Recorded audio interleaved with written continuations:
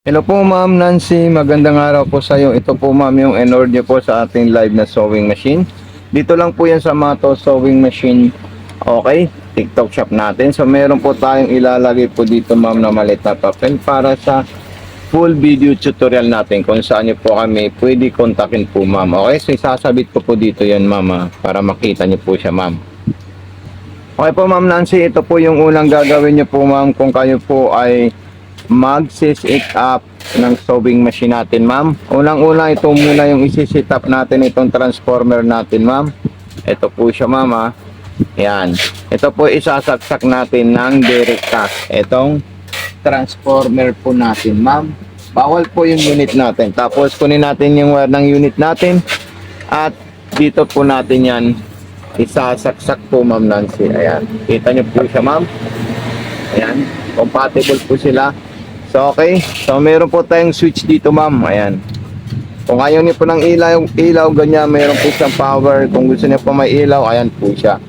And ito po yung pa-previous natin Ma'am Nancy. And gagawin natin, tatanggalin muna natin yung lahat ng sinulid galing sa itaas papunta sa middle. So okay po Ma'am, ito po Ma'am yung sinulid natin, ilalagay natin dyan at ilalagay natin yung lock natin dito. Ayan po siya. Ang pinaka-importante po dyan Ma'am, malaman natin kung paano po natin ilalagay yung sinulid sa itaas. Kailangan po ito Ma'am Nancy, nakataas palagi po ito pag tayo po ay maglalagay ng sinulid sa itaas papunta sa karayan. Dito po may lagitik po dito Ma'am Nancy Ayan. Kailangan may tunog or may tutunog po dyan. Ayan. Kasi pag nilagay nyo pang alanganin na ganyan lang po siya Ma'am, natatanggal po siya. So dapat lalagitik. So ayan. So hindi na po yan matatanggal Ma'am, naipit po siya. Then step 2, ayan po siya. Okay. So kailangan nakataas po ito Ma'am Nancy. Pataas. Then yung tainga, yung hook, ayan, ikutin natin ito. Ito po siya Ma'am. Ayan. Sumunod naman po dyan, dire-diretso po dito siya Ma'am. Then dito naman po, ayan. Then pagkatapos, ipapasok natin sa butas ng karayom po Ma'am. Ganyan lang po siya Ma'am. Okay, so napakadali lang po siya gamitin. Okay, so ito na po siya Ma'am. Ayan. Papasok natin diretso sa likod. Ayan. Then pag naipasok po yan Ma'am, ang gagawin nyo po dyan Ma'am, iikutin nyo po ito para makain niya po yung sinulid sa ilalim. Ayan. Okay, sa ilalim ganito naman po siya Ma'am. Ito. Ayan po siya Ma'am. Ikita nyo po siya Ma'am. Ayan. Then, ito po yung bobbing natin at saka yung winder natin Ma'am. Okay, so malapit na po siya maubos.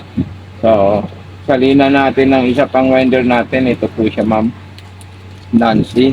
Dali lang naman to Ma'am Nancy. Basta pag may mga concern po kayo, meron naman po tayong nilagay dito na platform. Ito po siya. So, dyan nyo po kami Ma'am pwede contact anytime. At kung may mga katanungan po kayo na hindi nyo po masyado kabisado sa sewing machine, yan nyo kami Ma'am makukontak as in para kayo ay ma-guide namin at ma-tutor namin about dito sa sewing machine na in-order nyo po Ma'am. Huwag po kayo manghihiya Ma'am. Kasi po, as in na dyan nyo kami makukontak po Ma'am. Okay? So ayan, papasok natin dyan. Tapos, ikutin natin ito para makain niya po yung sinulid sa ilalim. So ayan po, nagsama po sila Ma'am Nancy. Pasok natin sa likod. Okay, sarado natin yan. Sarado din natin to. Ating pa-previous natin. Ito po siya. Ayan. So napakaganda po ng mga pa-previous natin.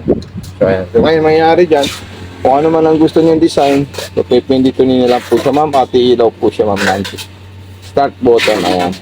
So napakahusay na sewing machine po yan Ma'am Nancy. Solid na sewing machine po siya. Okay. So ayan, pang-aging na po yung ginagawa po niya. Okay po.